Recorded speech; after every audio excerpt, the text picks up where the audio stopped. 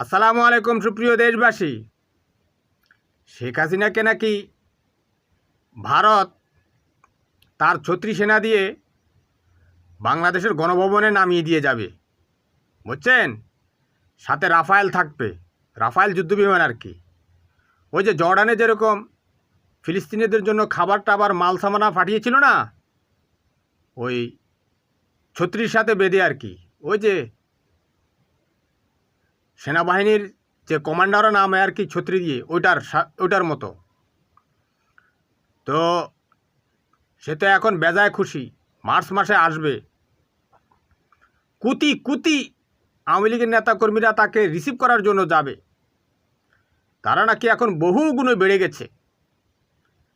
তাদের বঙ্গকষাই তারা রিসিভ করে বাংলাদেশে আবার ক্ষমতা বীরের বেশে ফিরিয়ে দেবে।